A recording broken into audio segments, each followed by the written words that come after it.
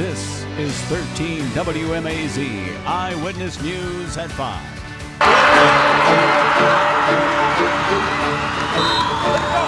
Now we're next.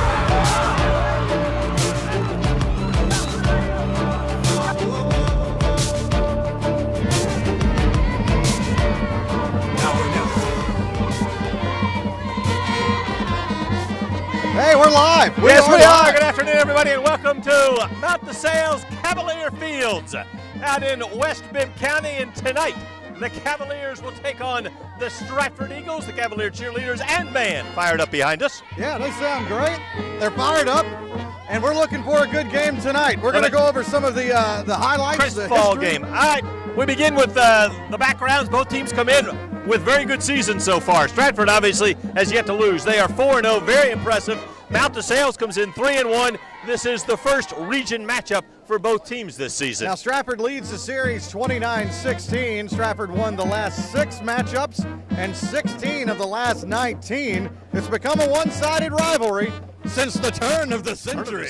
Wow. Yeah, that goes way back. All right, among your players to watch. Offensively, for Mount DeSales, Adrian Hardwick is the one they will try and get the ball to as often as possible. He leads the running backs in touchdowns with 3, has nearly 300 yards on the ground, and another touchdown through the air. He's fast. Expect him to get a lot of touches tonight, but the Stratford defense will also look to shut him down. On the Stratford side, Toby Umera. Whoa, defensive end, committed to Stanford. I said Stanford. He's a nightmare in the backfield, overpowers linemen. 48 tackles, 2 sacks, 9 tackles for loss, 1 safety. He is a beast. He is. I'm enjoying the cross-country team is practicing out here today. Looks like they are. They're just running around having a good old time. So it's not too hot for cross-country. It's not too hot. Well, it actually is pretty hot for football, but this is what we've got tonight. This is it. Yeah, as a matter of fact, the breeze that we have right now, courtesy of our fan right here on the tailgate trailer. I'm not falling for that one again. This is one of the hottest afternoons we have had. Yes, it is. Man, this heat streak this week is about to come to an end, though. Here's what's going on tonight. Look for another warm football night. Not breaking out the blankets just yet. That will be the second half of the season. We're going to be looking at eventually lows in the 60s. As you look out over town, we've got 90s. Again, we've had that all week long. We've been near record highs many times. Trying to cool it down tomorrow. Sunday's going to be the day that you notice the bigger change with some cooler air moving in. That is not the case now, as we have temperatures easily in the 90s. Some places holding in the 80s. But we are seeing some mid-90s out there, and the heat index is a little bit stout, too. Doppler Max HD, nothing going on. So unlike last week when we had severe weather to contend with, yes, we did. That is not the case tonight. Coming up in a little bit, it's time for fall weather, and we're going to dig in on that with a 7-day. All right now let's toss back to the studio. Lori Johnson with your news highlights on a football Friday night. Lori? Thanks a lot, fellas. We're going to check back in with you just a little bit. Now, still talking football, Congressman Jody Hice is siding with President Trump and not with the NFL players for taking a knee during the national anthem. After President Trump suggested that team owners should fire any player who doesn't stand for the anthem, scores of players took a knee or locked arms. Players say the goal to bring attention to the issue of police brutality, not disrespect the flag or the nation. Hice doesn't see it that way. When the protest is during the national anthem, how do you take it any other way than an affront of disrespect to the national anthem? If they want to protest, why don't they sit out the game and not play the game? That would be a real protest. Hice is a Republican from Barrow County. His 10th congressional district includes Baldwin and Putnam counties. Tropical storm Irma will cut into Monroe County students' Thanksgiving break. Today, district leaders announced when students will make up the days they miss due to the storm. Students miss a total of 3 days of classes, and the district will make up 2. Those dates are November 20th and November 21st. Last night, the Board of Education approved the administration's recommendation on those dates. Right now, it is great to be alive. That's why one Macon musician is hosting a free concert today. He's calling it a Live Day. Hunter Williams is live at the celebration of life in downtown Macon. Well, it is a great day to be alive, and that's exactly what we're celebrating today here in Macon. A Live Day Festival will kick off very shortly. As you can see, I've actually made my way onto the stage. I will not be performing tonight. Fortunately, I don't think anybody needs to hear me sing or perform any sort of musical act. But they have briefly let me onto the stage, and it will be a ton of fun tonight. Again, the festivities will get started very shortly once I get off the stage, if they can kick me off of here. Till about 10 o'clock tonight, Joey Stuckey will cap off the performances, and that will end around 10 o'clock tonight. So you have plenty of time to get on down here to 3rd Street Park and enjoy some of the festivities. A little background for those of you who do not know, Joey actually had a tumor in his brain when he was a child that inhibited his sight and his sense of smell. Now, fortunately, that was able to be successfully removed, and ever since then, he has dubbed the day that the tumor was successfully removed a Live Day, and that's exactly what we're celebrating right now. So again, it is a fantastic day to be alive. Tons of festivities here in downtown Macon. We're at 3rd Street right now celebrating the great occasion. There are also some vendors, shaved ice, all sorts of fun stuff. So again, going on until 10 o'clock tonight, and I highly recommend, if you get the chance, to come on down to downtown Macon and enjoy some of these festivities. But for now, I will get off the stage, let the performers enter the stage as well, and I'll throw it back to you guys in the studio. Okay, thanks a lot, Hunter. Every year, the Walk to End Alzheimer's is a way to raise money and bring attention to a disease that kills 1 in 3 seniors every day. Now, that's according to the Alzheimer's Association of Central Georgia. But this year, one Houston County beauty queen aims to teach younger children about the disease in a way they can understand. Miss Warner Robins' Darlene Davis created a coloring book called Alzheimer's Warning Signs. It's a coloring book for children who have grandparents with Alzheimer's. Davis says the book lays out 10 different scenarios that she noticed as a child when she watched her great-grandmother and now her grandmother battle the disease. During the walk on Saturday in Byron, Davis will spend time in the kids zone sharing her book. If I had just picked up that one book that said, why does grandmother not know who I am? Like, if I just picked up that one book, I might have known 4 years in advance what Alzheimer's was. This is just a way to reach kids in their element. Registration for the Walk to End Alzheimer's starts tomorrow at 10 a.m. at North Peach Park in Byron. Marketing Director Emily Bowden says this year the organization's looking to raise $180,000 by the end of November. So far, they're at $98,000. And not this weekend, but next Saturday, you can check out a Wild West show in Ivy. Karen and Glenn Kessler moved from Virginia to make Wilkinson County their new home. And we bought an old golf course, which, if you think about it, it's 90% open. It had everything here with the exception of the fencing. Well, the Kesslers had no problem putting up that fencing and raising a show-quality ring. The show will feature calf roping, sharpshooting, and bucking broncs. Tonight on Eyewitness News at 6, Suzanne Lawler will have more on the show and the couple who plans to make their mark in the rodeo world right here in Central Georgia. And still to come, we are tailgating after the break. JP's Extra Points. You can see him, but you can't see him, but if you've ever been to a Mount DeSales game, I'm guaranteed you've heard him. JP explains when we come back.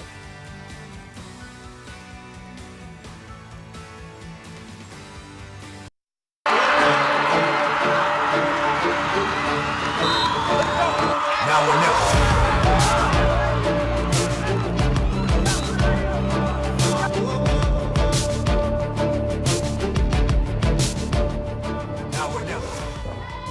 All right, welcome back, Cavalier Fields, Mount DeSales and Stratford. Kickoff in a little over 2 hours, just one loss between them.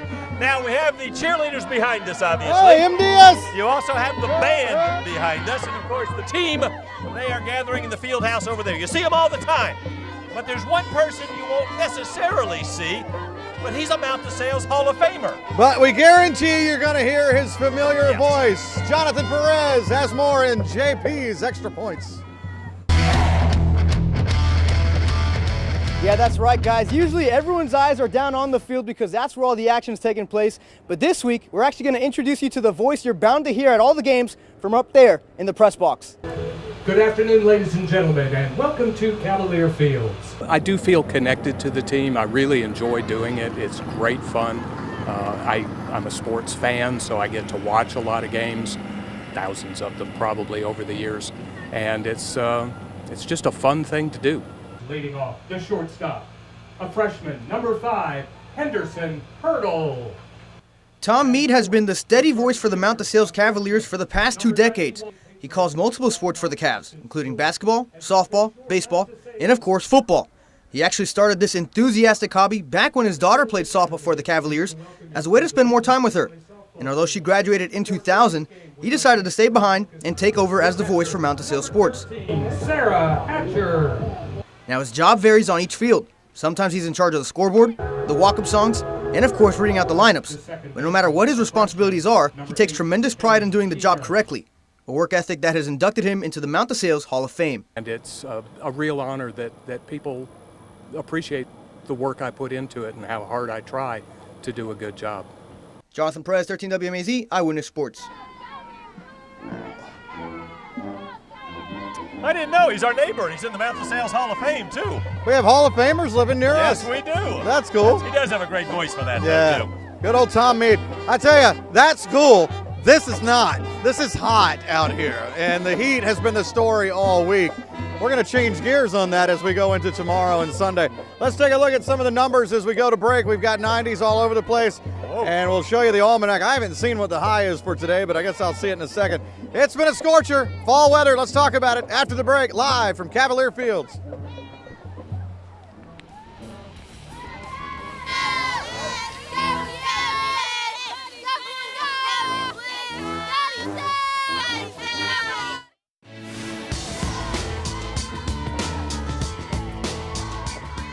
Hey, what do you say? It's a Friday afternoon. We are live at Cavalier Fields in what feels like week one of the football season. It's still hot, and we're waiting for the fall-like weather, the football weather to come in. That happens this weekend. Let's start with an unusual graphic, the almanac. Why would we start with the almanac? Well, because we were near record highs again today. We had 90s all over the place. 93 was the high today, and you can see how it stacks up against the record. For tonight, we're going to be dropping into the upper 60s. Again, the big change doesn't really take place until tomorrow, more so on Sunday.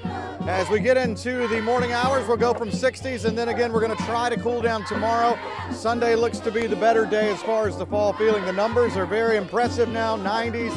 Heat index numbers are much higher than that in some spots, although we do have some 80s out there, so a wide range of temperature. Doppler Max HD, it's quiet except for some rain as you get closer toward the coast. Mainly kind of hugging around I-95 there. We zoom out and we can see some rain down in Florida. That's an area that we're going to watch, although not overly concerned with it because anything that would develop should stay to our south. The RPM model shows here a pretty quiet night, except for maybe our southeastern counties could have a touch of rain, but you can see the stuff spinning into Florida.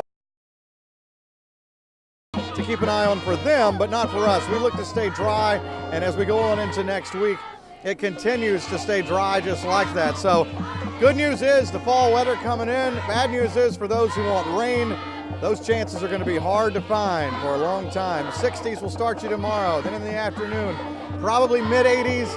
Going to depend on how quickly the air mass change is over. And then we get on into Sunday morning. That should be noticeably cooler in the 50s. And then Sunday afternoon, boy, we're going to be talking 70s there. So nice stuff. As far as the humidity is concerned, again, once the green shaded stuff gets out of here, that means drier air is pushing in, and you'll see it more so definitely by Sunday, and should hold pretty well as we get on into Monday as well. So again, a big change from what we've been seeing. The 7-day shows the heat finally going. But even tomorrow, it's not going to be the coolest of days, still warm, but not as hot as it has been. And then look for Sunday for the bigger change there. And October, just right on time, bringing in the weather here. And then we'll stay with maybe some low to mid-80s as we go on through next week. But notice still, rain chances, very, very hard to find. So it's a nice day. We have a cloud over us right now, so it feels pretty good. But it's another sweaty football Friday night. We're live from Cavalier Fields. We're back with more after this.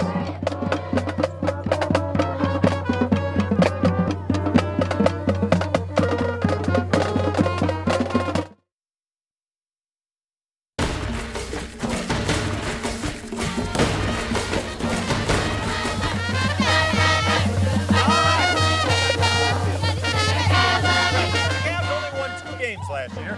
Already won 3 this year. Now this group of seniors, the first group to spend 4 years together with head coach Keith Hatcher. And he has changed their mindset with 3 simple words. Marvin James explains. Hey guys, if you're ever on the campus of Cavalier Fields and happen to walk the halls of the Robert Slocum Fieldhouse, you'll notice one common thing along these walls. The Hatcher family name is pretty much synonymous with Mount DeSales success. Every Hatcher around here is a Mount DeSales alum, so Mount DeSales is special to us as a family. It's a school with a rich history and a coach who's glad to be a part of it.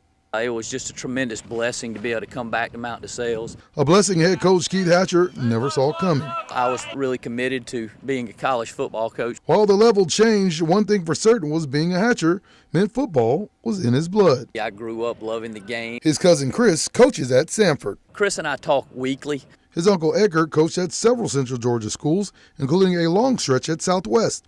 Look inside the locker room and you can see the effect his family has on his current team. Expect to win is something that we started when I got here as the head coach, something that I adopted from Chris. It's evolved into every time a kid enters that locker room or leaves that locker room, they touch that expect to win sign. It may look like a small gesture, but the impact it has on his players is anything but small. Because it gives me that confidence to be like, I'm going to be the best person on the field, best player on the field, and I can dominate no matter what. A confidence not just Hatcher is relying on. It's bigger than just like my jersey. It's everyone that's played before me, everyone that cares, the student section, the parents, the alumni, and they all are expecting us to win, so we need to play for them, not just us. Playing for more than just themselves. Every time they step on the field, they expect to win. Marvin James, 13 WMAZ, Eyewitness Sports. Well, the Hatchers are a talented family. Oh, that is a wonderful group of people to expect to win. Well, we'll see what happens tonight. They'll be expecting to win tonight, but it's going to be a tough task against Stratford. Back with much more from Cavalier Fields. It's Tailgate 13 on 13 WMAZ.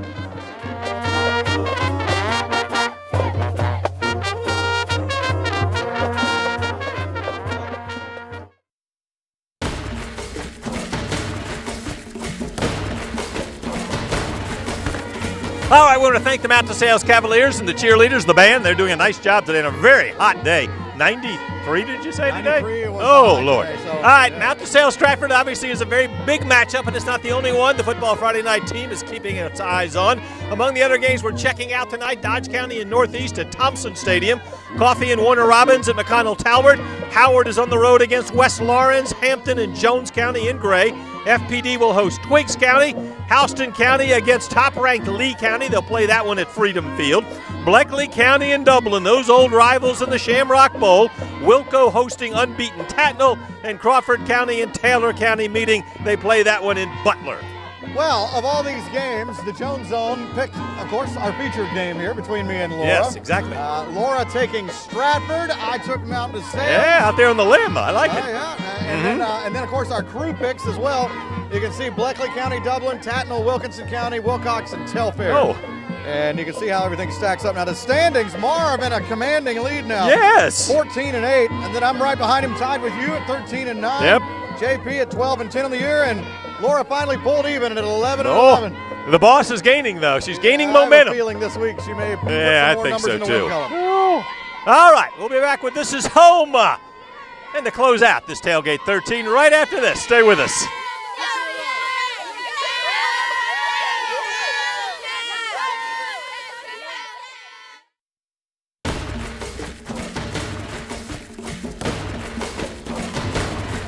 All right, welcome back. About 2 hours away from kickoff now. It's 3-1 Mount DeSales. They're the home team. 4-0 Stratford. The Eagles have been very impressive thus far, and I know Keith Hatcher with the Cavaliers is anxious to see how his team will match up against Mark Faraba's Eagles. Yeah, I'm looking forward to it, too. I'll be covering this game, and we'll be spread out all over the place. Again, the heat is on again tonight, so you're not going to need jackets or any of that stuff. We're going to be looking at a pattern shift as we go into the day tomorrow. Try to bring in some mid-80s and then 70s on Sunday, so that'll be the more noticeable difference. I think you'll like it. October's going to come in good. I hope you enjoyed Tailgate 13. And it's a Football Friday night just hours away. Now we take a look back at the week that was. This is home, and as always, it comes to you straight from the heart. Enjoy. Yeah, it's going down. We about to live it up, y'all. Let's go. It's a big world, and now we're loving this town. It's our turn, so put your hands up. We on the big screen, and everybody's here living out our dreams. Dreams, whoa. Yeah. scared, take a chance. Come on, give me a hand. It's time to laugh, time to smile. Now let's get up and dance. Come on, everybody, let's live.